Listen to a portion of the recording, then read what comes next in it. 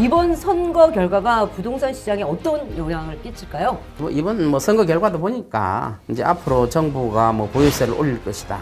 이런 문제에 대해서 굉장히 민감했던 것 같아요. 문제가 전세가 이제 없어지니까 이 월세 시장도 굉장히 급격하게 힘들어지고 월세값도 오르거든요. 만일에 이제 전월세가 오른다, 집값이 오른다고 해서 몰랐다니까요. 저희 같은 시민들은 이게 안정이 될까, 이게 계속 요동을 칠까, 이게 궁금하거든요, 박사님. 이게 이제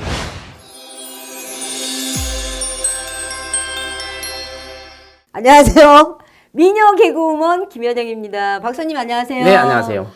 진짜 그 6.3 지방선거가 끝났는데 와, 영화나 드라마보다 더 드라마틱한 일이 일어났어요. 네. 어떻게 생각하세요? 이번 선거? 이제 드라마가 필요 없어요. 넷플릭스도 필요 없고 네네. 드라마도 필요 없고 네. 이 정치보다 더 재밌는 건 없을 것 같아요. 이 재밌다는 게 좋은 의미도 있지만 안 좋은 의미도 갖고 있거든요. 그래서 네, 어떻게 그 새벽에 이게 뒤바꿔졌을까요? 이게 어떻게 된 게 부동산이랑 관련이 있을까요? 관련이 좀 있다고 봐야죠. 네. 부동산 가격이 그동안 상승을 주도한 거는 서울이거든요. 그렇죠. 서울 중에서도 그 핵심 지역들 있잖아요. 예. 강남 3구, 용산 네네네. 이런 주변 지역들. 네. 그런 지역들이 핵심 지역인데 이번에 서울시장 선거가 초미의 관심사였죠. 네. 과연 부동산이 핫한 강남 3구 지역이 있는 핫한 지역 이런 데서 표심이 어떻게 나타날까 이런 데서 굉장히 저도 관심을 많이 두고 봤는데 결국 주민들은 이제 그런 생각을 하는 것 같아요. 강남 3구를 비롯해서 재개발 재건축이 활성화된 것, 또 모아타운, 네. 정비사업 이런 사업들이 많은 지역이 지금 현재 시장이 계속 추진했던 거잖아요. 네. 또 강하게 빨리 추진했던 사항들 아니에요. 네. 그래서 그런 지역들에서 아마 많은 표가 나오지 않았을까. 그래서 아마 역전극이 벌어지지 않았나 이렇게 보고 있죠. 그럼 이번 선거 결과가 부동산 시장에 어떤 영향을 끼칠까요? 이번 선거 결과가 부동산 시장에 영향을 미치는 건 저는 없다고 봐요. 부동산 시장이라는 건 결국 네. 나름대로 흘러가는 흐름도 있고 네. 또 우리나라 정부에서 부동산 정책을 앞으로 어떻게 할 것이냐 여기에 따라 달려있기 때문에 부동산 시장이 정치 때문에 어떻게 변화가 있다 이런 거는 저는 그런 흐름은 별로 없다고 보고 있어요.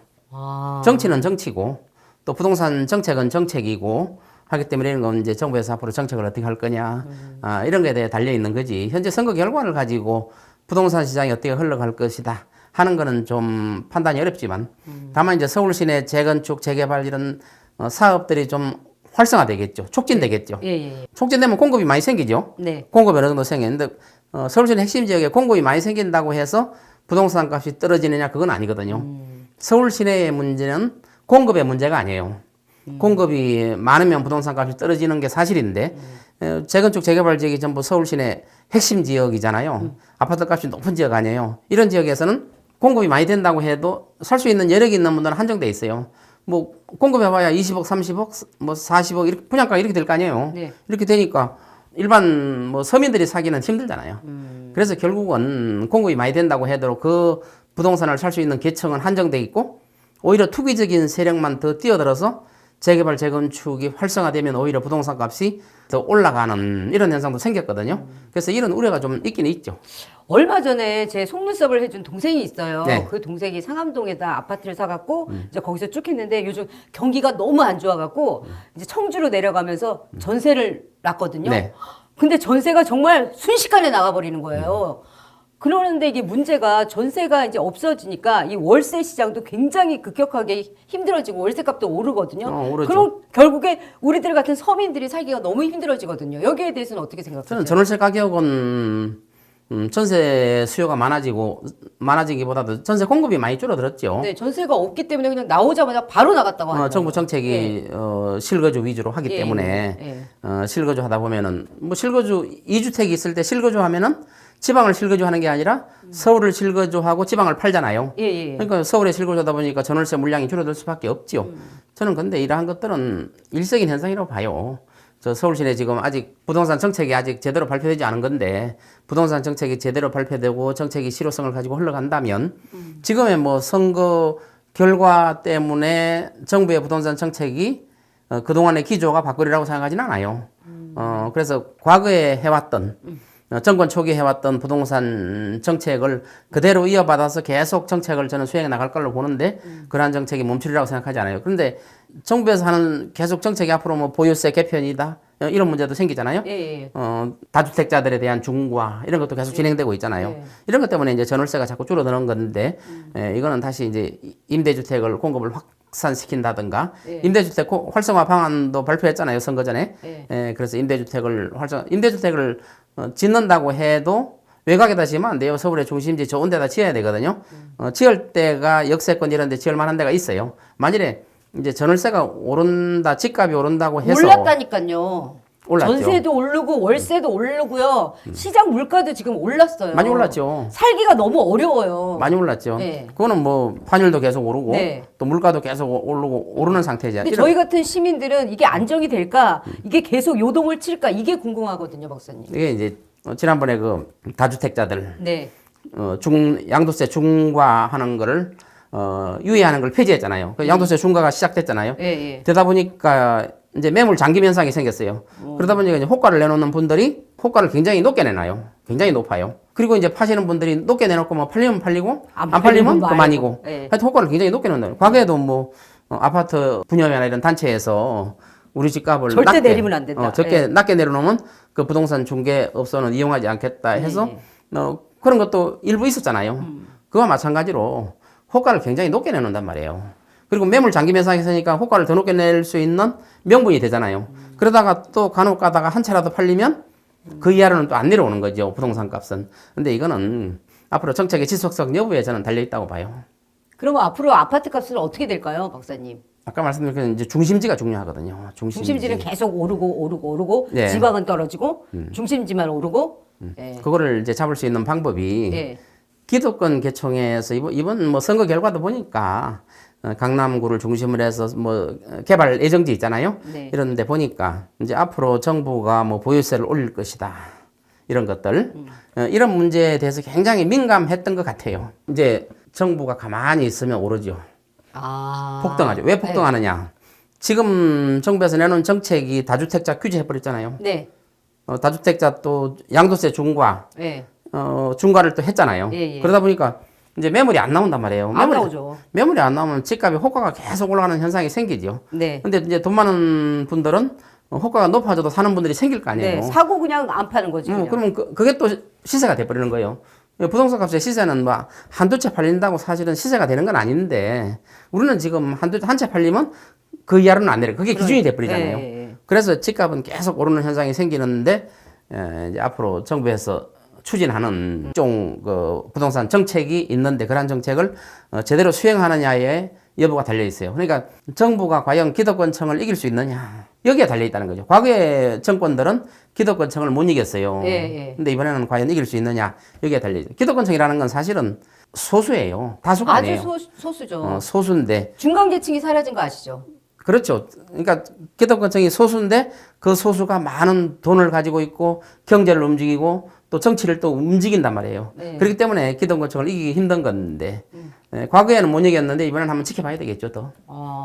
재건축이 빨라질까요? 계속 슬로가 될까요? 재건축은 지금 서울시내 같은 경우는 재건축이 빨라지겠죠. 빨라져요? 예. 초고층도 생기겠죠 이제. 네. 압구정 같은 데는 뭐 초고층도 생기고 이런 것들이 생기겠죠. 7월에 세제 개편이 된다고 그러는데 어떤 식으로 개편될까요? 뭐 언제 개편될지는 모르겠어요. 그런데 네. 이거는 준비를 하고 있는 걸로 알고 있는데 세제 개편은 결국은 뭐 보유세를 어떻게 할 거냐. 이런 보유세가 거죠. 제일 중요하죠. 제일 중요하죠. 근데 과거처럼 보유세를 찔끔 올려가지고는 해결이 안 돼요. 조금 올려가지고 집값만 더 올려놔버려요. 네. 이거는 뭐 장난 노는 거거든요. 네. 그래서 보유세는 실효세율을 선진국 수준으로 상당히 올려야 1% 수준으로 올려야 보유세 개편의 효과가 나타나는 거예요. 지금 이번에 뭐 서울시내 선거 결과를 보니까 보유세에 대한 두려움이 컸던 것 같아요. 네. 이런 것들이 아마 당락을 가른 것도 같은데 이러한 보유세 개편을 그렇다고 해서 미뤄서는 안 된다고 봐요. 보유세 개편을 해도 조금 올려서는 안 되고. 근데 여기서 제가 항상 강조하는 게 보유세를 대폭 올리되 양도세나 상속세 이런 것들은 없애야죠. 굉장히 다운시켜야 돼요. 그러니까 전체적인 세금은 변화가 없는 거예요. 예. 세제의 재편이에요. 네, 재편성. 이런 재편이 일어나야 된다 하는 거죠. 네. 만일에 다른 세금을 그대로 두고 보유세만 올리잖아요. 그러면 부동산 시장이 엉망이 돼버려요. 금리 인하 가능성과 부동산 시장의 관계는 어떨까요? 뭐 금리가 오르면 네. 부동산 값은 떨어지고 네. 금리가 내리면 부동산 값은 오르죠. 그럼 앞으로 금리 인하 가능성이 있느냐? 작년까지는 금리 인하 가능성이 있었어요. 작년까지요? 작년에는. 그래서 금리가 우리나라도 몇 번 내릴 거냐. 또 미국도 마찬가지예요. 연준이 금리를 몇 번 내릴 거냐. 이게 초미의 관심사였어요. 근데 금년에 딱 들었으면서 금리 인하는 설은 싹 없어져 버렸어요. 앞으로 금리를 몇 번 올릴 것이냐가 초미의 관심사예요. 이제 금리를 오른다는 소리죠.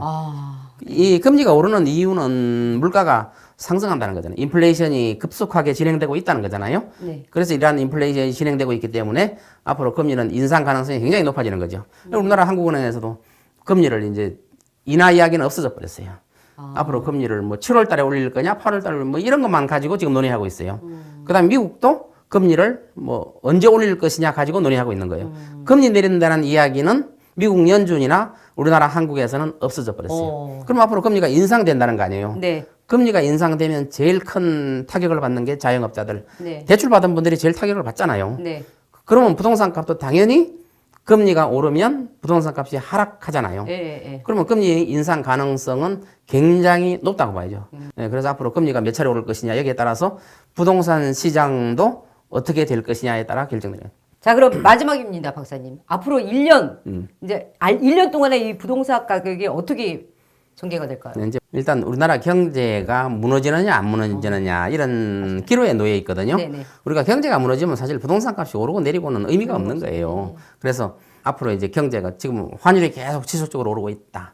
계속 달러를 산다는 거잖아요. 네. 우리나라 분들이 달러를 사든 또 미국 사람이 주식을 팔고 달러를 사든 네. 계속 달러를 사들인다는 거 아니에요. 그다음에 우리가 수출이 굉장히 호조잖아요. 네. 수출이 아무리 돼도 수출되면 달러로 돈을 벌잖아요. 그 번 달러를 원화로 바꿔야 환율이 떨어지는 거지.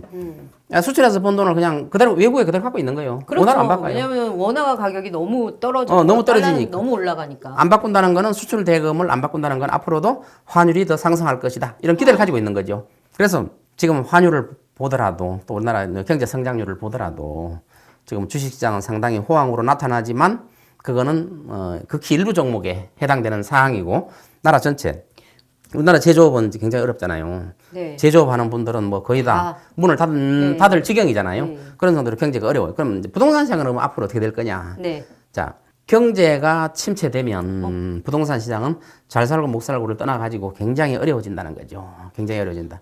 그러니까 나라가 가난하게 되는 거예요. 나라가 가난하게 되는데 그 가난한 나라에서 뭐 우리 집은 얼마고 뭐 오르고 이런 거는 별 의미가 없다는 거죠. 어렵죠. 우리가 지금까지 예측하기는 네. 경제 성장률 2%도 어렵다. 출산율이 계속 낮아진다. 네. 또 소득 수준도 그렇게 올라가지 않을 것이다. 글로벌 경제도 좋아지지 않을 것이다. 이런 것들 때문에 그럼 결국에는 우리나라가 망하는 거네요, 말하는 게. 망하지는 않죠. 그래도 발전이 계속 뒤로 처지는 거 아니에요, 지금? 그렇지는 않아요. 베네수엘라가 망했어요? 아니요? 못 사는 거죠. 그럼 못 살게 되나요? 근데 양극화라는 게 있잖아요. 양극화. 예. 베네수엘라도 상당히 잘 사는 사람들이 아주 소수 계층이 있고 양극화가 되잖아요. 네네. 가난하게 된다는 거는 양극화가 심화된다는 걸 의미하는 거거든요. 국민이 대다수가 못 사게 되는 그런 상태가 나타나잖아요. 지금 이란 같은데 봐요. 이란 뭐 계속 환율이 폭등하잖아요. 계속 폭등하고 그렇죠. 화폐 가치가 하락하잖아요. 예. 집값도 막 엄청나게 오르잖아요. 예. 이란 같은데 예. 집값이 오르는 건 화폐 가치가 떨어지기 때문에 오르는 거거든요. 네. 우리나라도 마찬가지로 환율이 급등하고 집값이 올라봐야 그거는 글로벌 경쟁력이 떨어지기 때문에 우리나라 전체가 잘 사는 길로 가야지 못 사는 길로 가서는 안 된다 이거죠. 그러나 양극화는 존속할 거다. 다만 양극화라는 게 전에는 강남 3구를 비롯해 여러 개 구가 집값이 올라가는 현상이 생겼는데 이제 일부만 집값이 올라가는 현상이 생기겠죠. 그러니까 집값 올라가는 범위가 넓었다가 상당히 좁아질 거예요. 아무리 경제가 어렵고 해도 다른 나라도 봐도 아무리 가난한 나라도 보면은 잘 사는 사람들은 잘 그 살고. 계층이잖아요. 네. 그리고 못 사는 나라일수록 잘 사는 계층이 점점점 좁아지잖아요. 저는 이제 부동산 값이 지속적으로 올라가는 과거처럼 과거 경제 성장기에 지속적으로 올라가는 거는 앞으로 이제 발생하지 않는다고 봐요. 왜냐하면 경제 성장률이 떨어지기 때문에 경제 성장률이 떨어지는데 집값이 지속적으로 오른다 하는 건 없거든요.